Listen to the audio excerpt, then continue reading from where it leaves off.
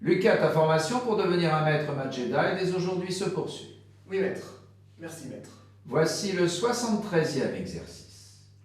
Déterminer les entiers positifs n, tels que 36 puissance n plus 6 puissance n plus 1 plus 8, le tout divisé par 2 puissance n plus 1 plus 12 puissance n, est un entier. À réfléchir là-dessus, t'employer tu dois.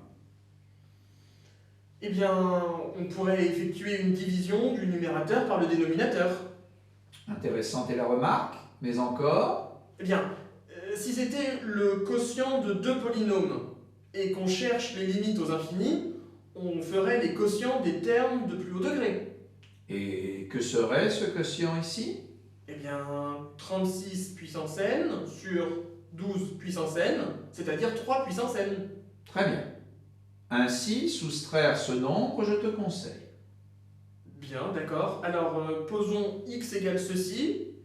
Alors, x moins 3 puissance n, eh bien, si je mets au même dénominateur, j'obtiens cela.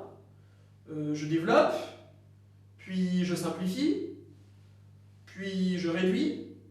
Ensuite, je simplifie encore, et j'obtiens 4 fois 6 puissance n plus 8, le tout divisé par 2 puissance n plus 1 plus 12 puissance n. Ici, l'extraordinaire beauté des mathématiques est cachée et ne demande qu'à être découverte. Eh bien, je peux factoriser le numérateur par 4, j'obtiens ceci, et le dénominateur, je peux le factoriser par 2 puissance n, j'obtiens cela. Ah, et là je peux simplifier, ça fait 1 sur 2 puissance n-2. Exact. Mais pour tout n positif ou nul, 3 puissance n est un entier.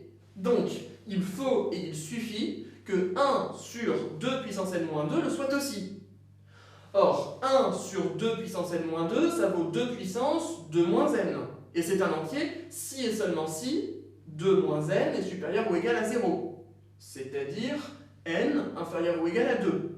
Bon, bah, j'ai que 3 cas à traiter. Le premier, c'est n égale 0. Pour n égale 0, j'ai x moins 3 puissance 0 qui me donne 12 tiers, c'est-à-dire 4. Donc, x égale 4 plus 1, c'est-à-dire 5.